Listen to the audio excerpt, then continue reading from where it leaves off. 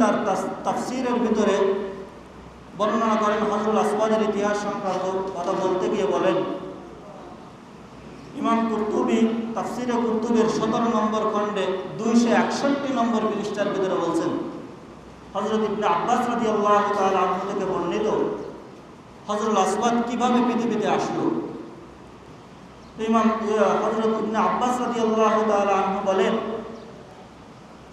যখন আদম আলাইহিস সালাতু ওয়াস সালাম দুনিয়ায় আসলেন, দুনিয়ায় আসার সময় হযরত আদম আলাইহিস সালাতু ওয়াস সালাম তিনটে জিনিস নিয়ে আসেন।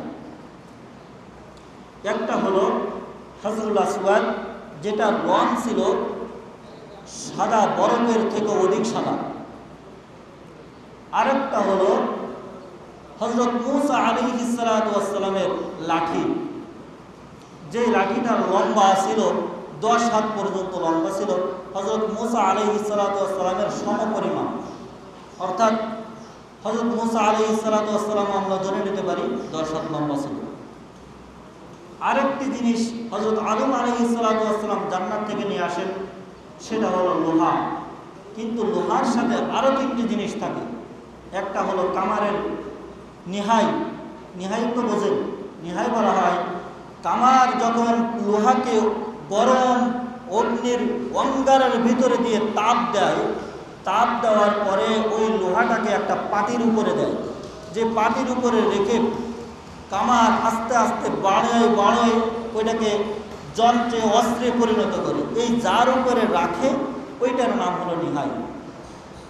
এই নিহাই নিয়ে আসে। আরেকটা হলো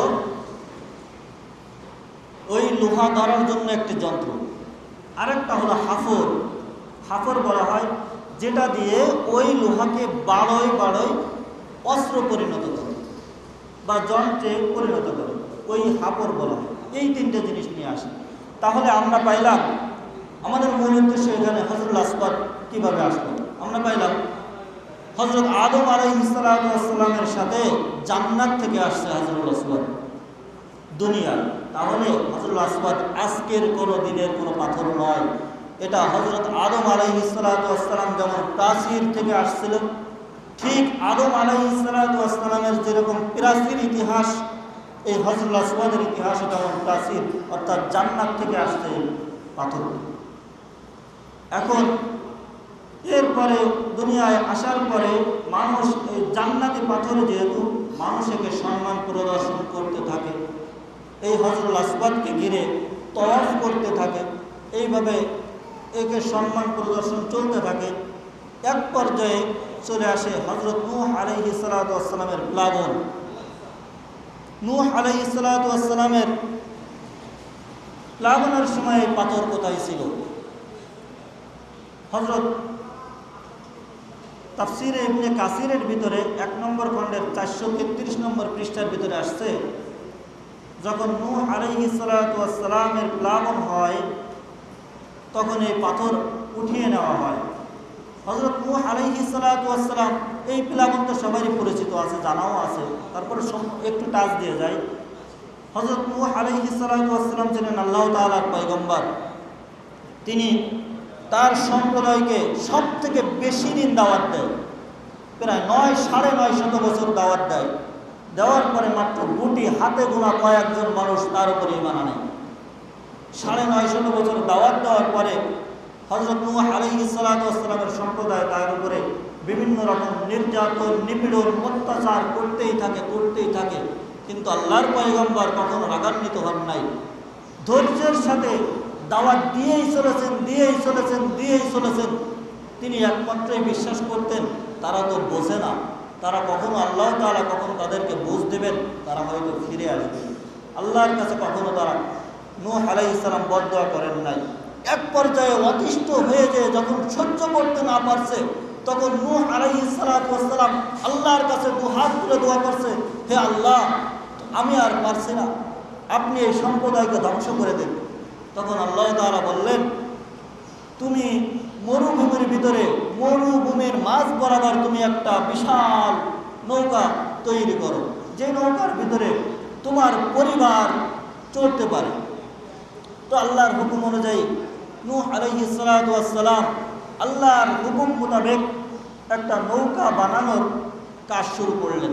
দীর্ঘদিন যাবৎ মরুর অঞ্চলের ভিতরে এই নৌকা বানানোর পরে যখন বানাইতো, মরুভূমির ভিতরে নৌকা বানানো আর বিশাল নৌকা যে ঠেলে ঠেলে নিয়ে যাবে এরকম কোনো পরিস্থিতিও না। আর তৎকালীন সময়ে তো কোনো ট্রেনও ছিল না যে উঁচু করে নিয়ে যাবে। তখন মানুষ টিটকারি করে বলতে লাগলো, নূহ এতদিন পাগলের মতো মানুষের কথা বলছে, আর এই পাগলের প্রতিফলন এখন বাস্তবে পরিণত হয়েছে। মরুভূমির ভিতরে নৌকা বানায়, এই নৌকা চালাবে কোথায়? মরুভূমির ভিতরে। নূহ আলাইহিস সালাম কোনো কথা বলতেন না, কোনো জবাব দিতেন না।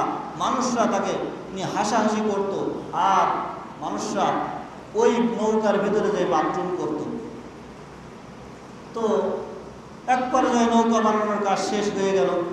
আল্লাহ তাআলার পক্ষ থেকে সেই নির্ধারিত আযাব চলে আসলো।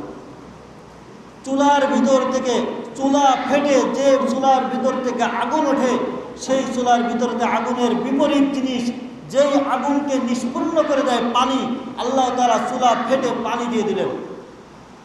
আসতে লাগলো উপর থেকে বৃষ্টি, জমিন ফেটে পানি উঠতে লাগলো।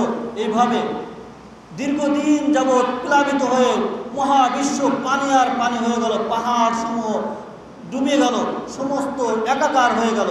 আর নূহ আলাইহিস সালামকে তখন আদেশ দিলেন, তুমি তোমার আহালকে নিয়ে ওই তোমার নৌকার ভিতরে চড়াও হও এবং প্রত্যেক প্রাণী থেকে, প্রত্যেক বস্তু থেকে এক এক জোড়া করে ওই নৌকার ভিতরে আরোহণ করো। আল্লাহ তাআলার হুকুম মোতাবেক তিনি নৌকার ভিতরে চলে গেলেন এবং নিরাপদ আশ্রয়ে চলে গেলেন। যখন নূহ আলাইহিস সালাম চোখের সামনে দেখলে লাগলেন মানুষগুলো ডুবে ডুবে মারা যাচ্ছে, তখন নবী তো অন্তরে তো মায়া হয়, কারোর জন্য না হলেও নিজের সন্তানের জন্য তো হয়। তখন আল্লাহ তাআলা বললেন, নূহ আলাইহিস সালাম আল্লাহকে ডাক দিয়ে বললেন, হে আল্লাহ, আমার সন্তান ডুবে যাচ্ছে, আমার সন্তান, আমার পরিবার। ইয়া বানি ইয়া বানি, তখন আল্লাহ তাআলা বললেন, ইয়া নূহ ইবনু ইন্না বানি মিন আহলি। আল্লাহ তাআলা বললেন, এটা তোমার আহাল নয়, লাইসা লাকা মিন আহলিক ইন্নাহু মিন আমালিন গায়রু সালিহ। এটা তো গায়রু সালিহ, যে সৎ কাজ করতো না, যারা কুরুষ হৃদয়ের মানুষ ছিল তাদের সাথেও সবার করতো তোমার এই সন্তান। নবীর সন্তান, নবীর পরিবার তো সেই হয় যে নবীর দাওয়াতকে মেনে নেয়, যে আল্লাহর কথা মতো চলে, সেই তো নবীর পরিবার। সুতরাং তুমি জালেমদের অন্তর্ভুক্ত হয়েও না, এমন দোয়া করো না যা তুমি জানো না। তখন নূহ আলাইহিস সালাম হুঁশ ফিরে আসলেন এবং এই দোয়া থেকে ফিরে থাকলেন। তো নূহ আলাইহিস সালামের সামনে তার সন্তানও ডুবে মারা গেল, কিন্তু আল্লাহ তাআলা তার দোয়া কবুল করলেন না, কারণ তিনি ছিলেন সেই কাফেরদের অন্তর্ভুক্ত। এই ছিল সেই বিশাল মহাপ্লাবন। সেই মহাপ্লাবনের সময় এই পাথর কোথায় ছিল, যেটা আমাদের উদ্দেশ্য, হাজরুল আসওয়াদ। আল্লাহ তাআলা এই হাজরুল আসওয়াদকে তখন উঠিয়ে নিয়েছিলেন। এরপরে হযরত ইব্রাহিম আলাইহিস সালামের জামানায় যখন কাবা ঘর হযরত ইব্রাহিম আলাইহিস সালাম নির্মাণ করলেন, হযরত ইব্রাহিম আলাইহিস সালাম এবং হযরত ইসমাঈল আলাইহিস সালাম দুইজনে, বাপ বেটা দুইজন কাবা ঘর নির্মাণে নিযুক্ত হলেন এবং কাবা ঘর নির্মাণ করেই চলেছেন। এক পর্যায়ে যখন একটা স্থান পর্যন্ত এসে পৌঁছালো, তখন হযরত ইব্রাহিম আলাইহিস সালাম সন্তানকে বললেন, ইয়া বুনাইয়া ইয়ানবাগি হাজারান ইন আজআলাহু আমালান লিন-নাস। হে আমার সন্তান, হে বৎস, তুমি একটা পাথর খুঁজে আনো, যে পাথরটাকে আমি মানুষের জন্য নিদর্শন স্বরূপ বানাবো, চিহ্ন স্বরূপ বানাবো, এখানে স্থাপন করবো চিহ্ন স্বরূপ।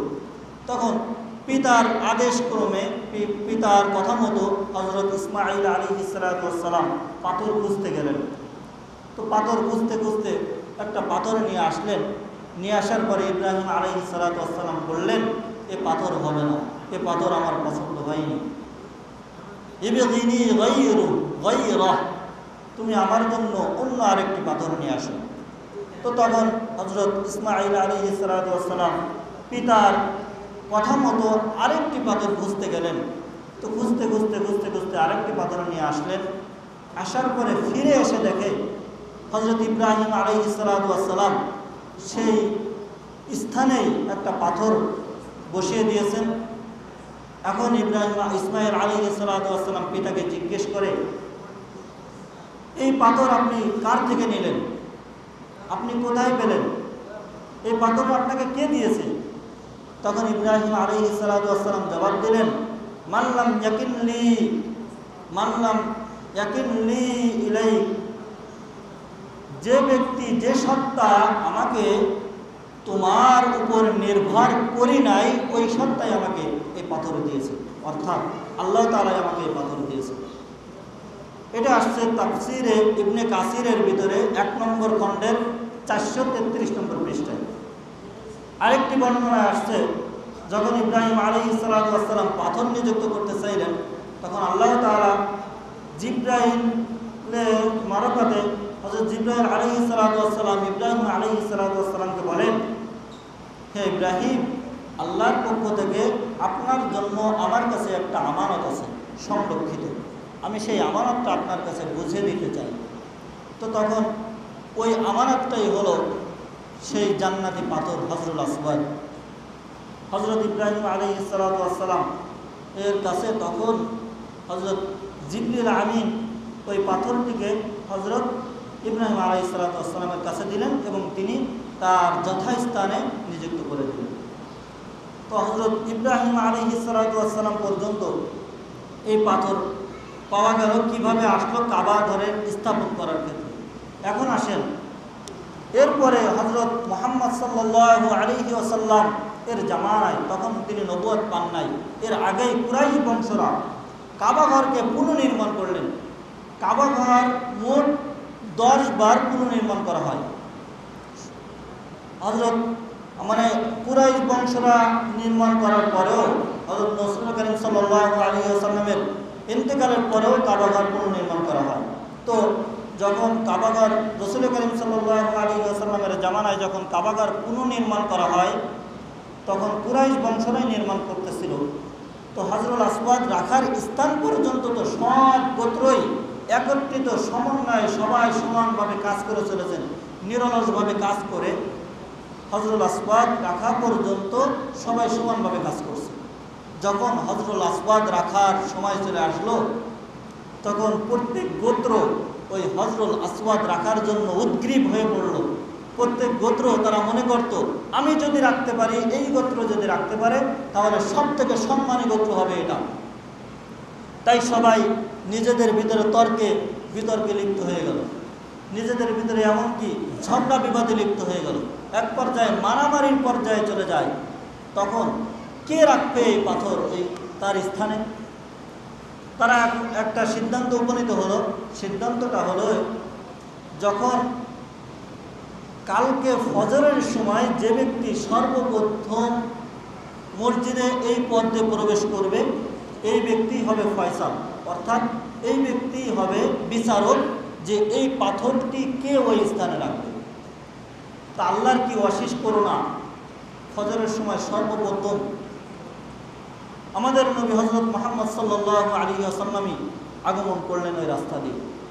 এখন সবাই তার উপরে আগে থেকেই বিশ্বাস ছিলেন, এমনকি রাসূল করিম সাল্লাল্লাহু আলাইহি ওয়াসাল্লামের নাম ছিল আল আমিন, এটা আপনারাও জানেন, মানে বিশ্বস্ত।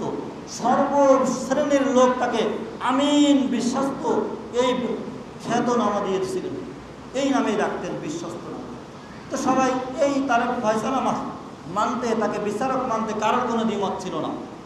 তো রাসূল করিম সাল্লাল্লাহু আলাইহি ওয়াসাল্লাম সুন্দর সুষ্ঠু বিচার করে দিলেন। কিভাবে দেখেন, তিনি বললেন, প্রত্যেক গোত্রের গোত্র প্রধানরা সামনে আসো। রাসূল করিম সাল্লাল্লাহু আলাইহি ওয়াসাল্লাম যেহেতু ছোট, অল্প মাত্র বয়স, কিন্তু গোত্র প্রধানদেরকে ডাকছেন। হোক বয়স কম, কিন্তু তিনি তো বিচারক, তার কথা মানতে সবাই বাধ্য। তো প্রত্যেক গোত্রের গোত্র প্রধানরা আসলো। আসার পরে তিনি একটি চাদর বিছিয়ে দিলেন। চাদর বিছিয়ে দিয়ে ওর উপরে বললেন, এই পাথরটাকে ওই চাদরের উপরে রাখুন। রাখলেন। রাখার পরে বললেন, প্রত্যেক গোত্রের গোত্র প্রধানরা এক এক কোণ ধরে রাখেন, এক এক কোণ ধরে উঁচু করেন। অর্থাৎ যে গোত্রগুলো ছিল, সব গোত্রের গোত্র প্রধানরাই ওই হজরুল আসওয়াদ রাখা ওই কাপড়টাকে উঁচু করলেন। উঁচু করে যার রাখার স্থান পর্যন্ত উঁচু করে নিয়ে যাওয়ার পরে রাসূল করিম সাল্লাল্লাহু আলাইহি ওয়াসাল্লাম নিজ হাতেই ওখান থেকে ওই স্থানে রেখে দিলেন। সবাই এই ফয়সালা দেখে সবাই সন্তুষ্ট হয়ে গেল, অর্থাৎ এই পাথর রাখার উপরে সবাই সুন্দরভাবে শরীক হয়ে গেল, কেউ কারোর উপরে বড়ত্ব দেখার কোনো সুযোগ নাই।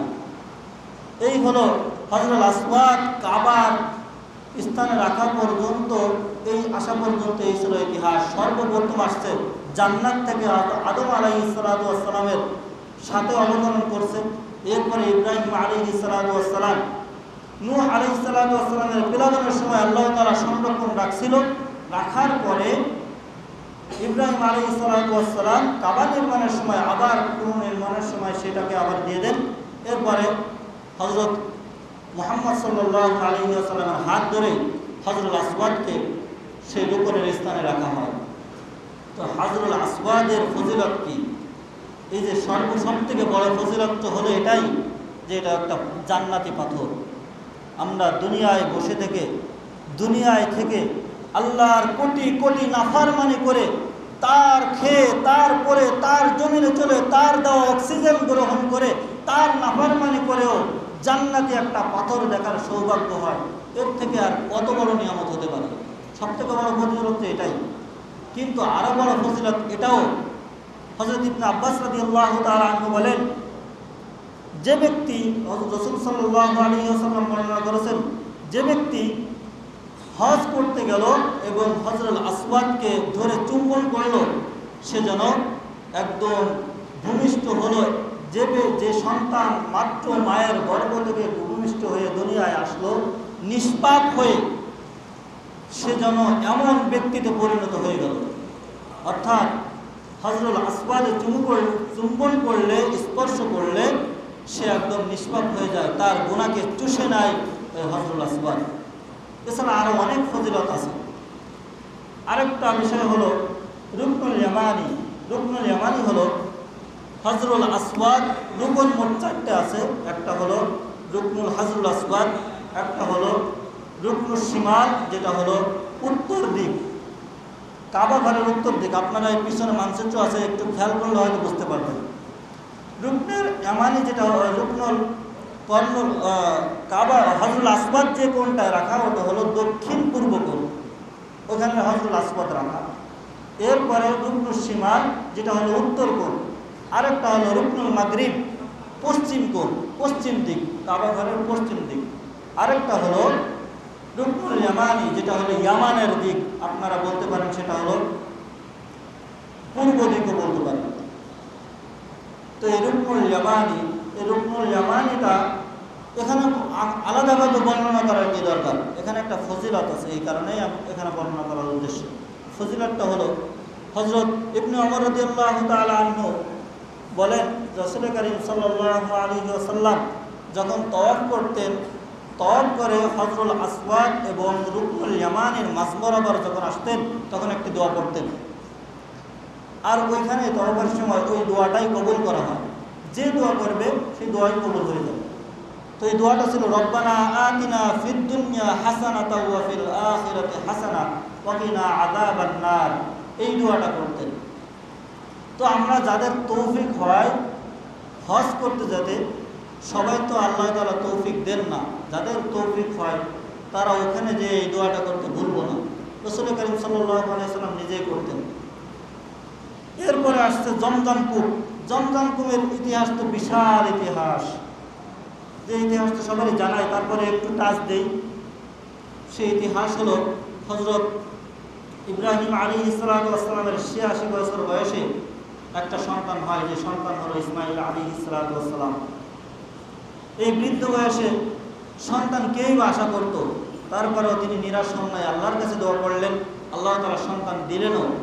দেওয়ার পরে সব থেকে বেশি পরীক্ষিত হয়েছে হযরত ইব্রাহিম আলাইহিস সালাতু ওয়াস সালাম। তিনি সব বড় বড় 10টা পরীক্ষার সম্মুখীন হয়েছেন এবং 10টাতেই 100 উত্তীর্ণ হয়েছেন। এই জন্য তো তিনি আমাদের আদি পিতা, জাতির পিতাও বলা হয়।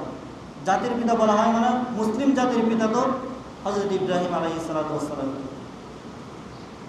তো যখন হযরত ইব্রাহিম আলাইহিস সালাতু ওয়াস সালাম ছোট শিশু, হযরত ইসমাঈল আলাইহিস সালাতু ওয়াস সালাম ভূমিষ্ঠ হলেন। কিছুদিন পর আল্লাহ তাআলা হযরত ইব্রাহিম আলাইহিস সালাতু ওয়াস সালামকে আদেশ দিলেন, তুমি হাজরাকে সাথে করে নিয়ে রেখে আসো। তো একদিন একটা থলের ভিতরে কিছু সরঞ্জাম নিয়ে, পোশাকাদি নিয়ে তিনি রওনা হলেন হাজরাকে এবং ইসমাঈল আলাইহিস সালামকে সাথে করে মক্কার দিকে। চলতে চলতে মরুভূমির ভিতর দিয়ে, উত্তপ্ত বালুর ভিতর দিয়ে চলতে লাগলেন। চলতে চলতে চলতে চলতে মক্কায় পৌঁছে বিশাল এক গাছের নিচে পৌঁছলেন। পৌঁছায় তিনি সেখানে অবস্থান করার মতো একটা স্থান তৈরি করলেন। সেখানে কোনো কথাবার্তা বলা ছাড়াই হযরত বিবি হাজরা এবং ইসমাঈল আলাইহিস সালাতু ওয়াস সালামকে রেখে আবার তার গন্তব্যের দিকে ফিরে আসছেন। বিবি সারার কাছে, তার পরিবারের কাছে ইব্রাহিম আলাইহিস সালাতু ওয়াস সালাম ফিরে আসতে লাগলেন।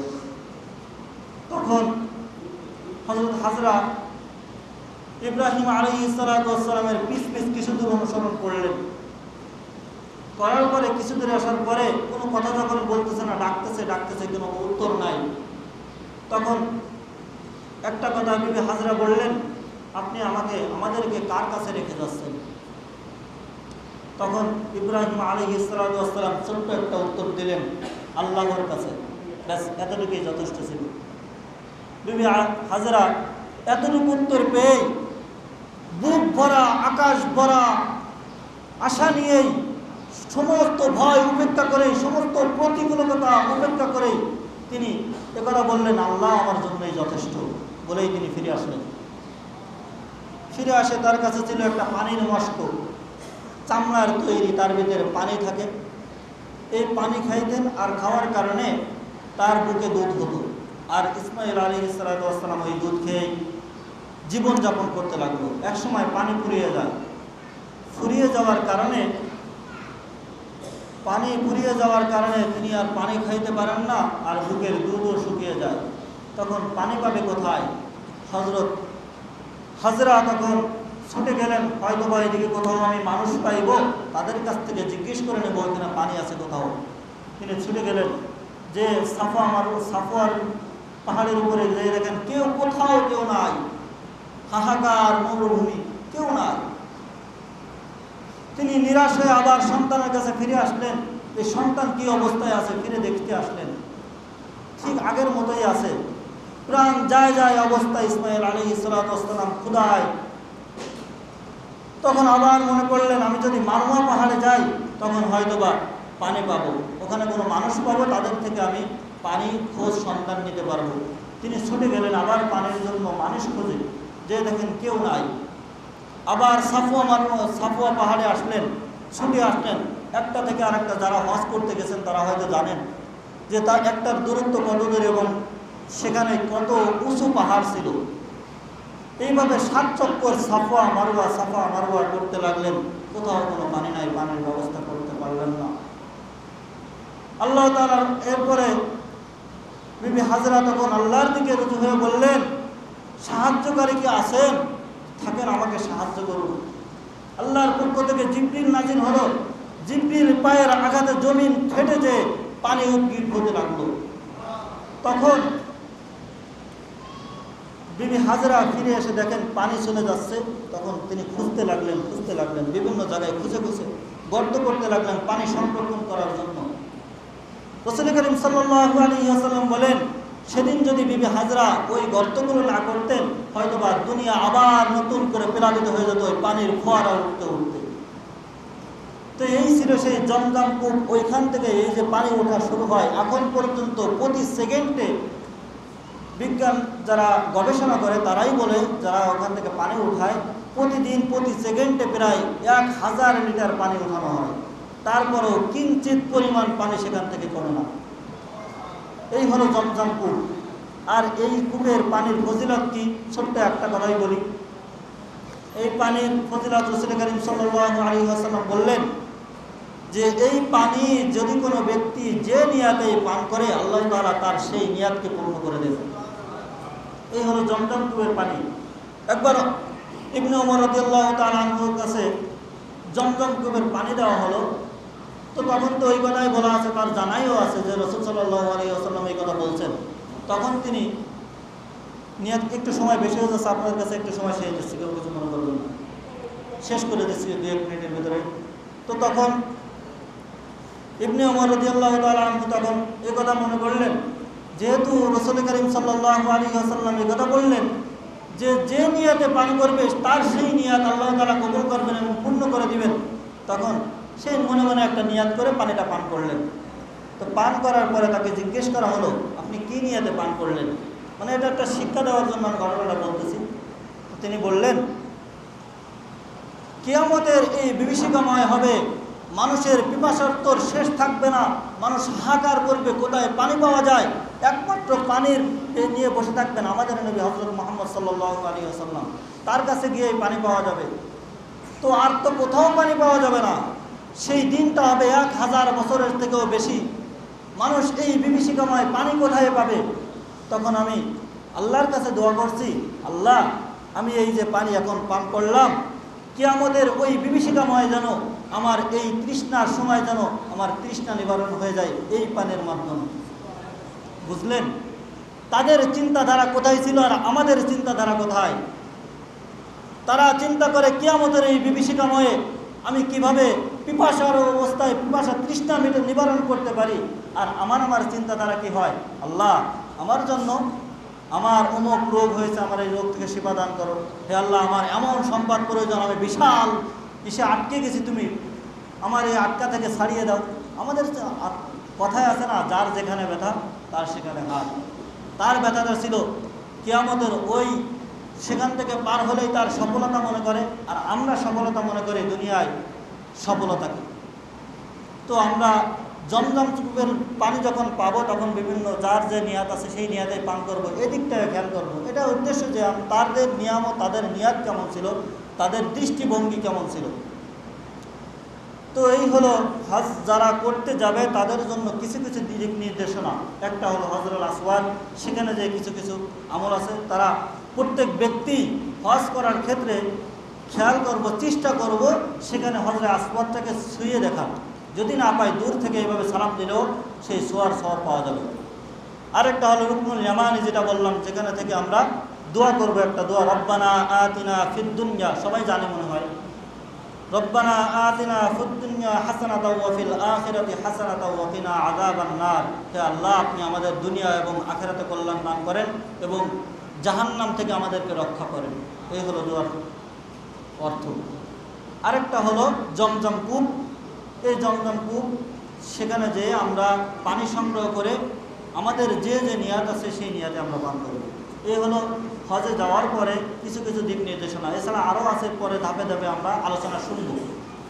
আর এই দোয়াটা যারা না পারি, ইমাম সাহেব আছে, তার থেকে আমরা শিখে নেব। আরেকটা কথা হলো, আগামীকাল 3 মে হেফাজতে ইসলামের উদ্দেশ্য, মানে হেফাজতে ইসলামের একটা ডাকে ঢাকা সোহরাওয়ার্দী উদ্যানে বিশাল এক সমাবেশের কথা আপনারা সবাই জানেন হয়তো। তো আমরা যারা সময় পাব এই সমাবেশে আমরা ইয়াদ হওয়ার চেষ্টা করব। দেখেন তারা বর্তমান সংস্কার চলতেছে, এই সংস্কারের সময় একটা সংস্কার আসছে, নারী সংস্কার কমিশন। এই সংস্কার বাতিলের উদ্দেশ্যে, এছাড়াও ফিলিস্তিন, গাজা, এই উদ্দেশ্যেও আরও কয়েকটি দফা দিয়ে এই সমাবেশ ডাকা হয়েছে। দেখেন আল্লাহ তাআলা নারীদেরকে সমান অধিকার দেন নাই, বরং আরও বেশি অধিকার দিয়েছে। আমরা ইনকাম করে নিয়ে আসবো আর ভোগ করবে নারী। এছাড়া আরও বিভিন্ন ব্যাখ্যা কথা আছে, আপনারা জানেনই, তারপরেও বেশি কথার দিকে যাব না। তো যারা সময় থাকে আমরা যাওয়ার চেষ্টা করব। আরেকটা হলো, আপনাদের এই মহল্লার মসজিদে একটা জামাত আসছে দ্বীনের দাওয়াতের উদ্দেশ্যে। প্রত্যেক নবী কিন্তু তার একটাই কাজ ছিল, দুনিয়ায় দ্বীন কায়েমের উদ্দেশ্য। দ্বীন কায়েম হয় দাওয়াতের উদ্দেশ্যে, আরেকটা হলো জিহাদের মাধ্যমে। তো এই দ্বীন কায়েমের এই দাওয়াতের পন্থাটাই সব থেকে একটা বর্তমান, এর মাধ্যমে অনেক মানুষ দ্বীনের ছায়াতলে আসছে। তো আমরা যারা সময় থাকে তারা কিন্তু তাদের সর্বোচ্চ বিলীন করে দিয়ে সময়, অর্থ, শ্রম সব কিছু দিয়ে আপনাদের কাছে আসছে। আপনাদের কাছে শুধু এতটুকু চাই, আপনারা তাদেরকে একটু সময় দিয়ে সহযোগিতা করবেন। পারবেন তো ইনশাল্লাহ? আপনাদের এলাকার মহল্লার মানুষ কিছু কিছু সময় তাদের সাথে সময় দেবেন, তারা এতেই খুশি হয়ে যাবে ইনশাল্লাহ। আমরা চেষ্টা করব। এছাড়া আমরা যে আলোচনা শুনলাম শুরু থেকে শেষ পর্যন্ত সর্বপ্রথম আমি নিজে আমল করা এবং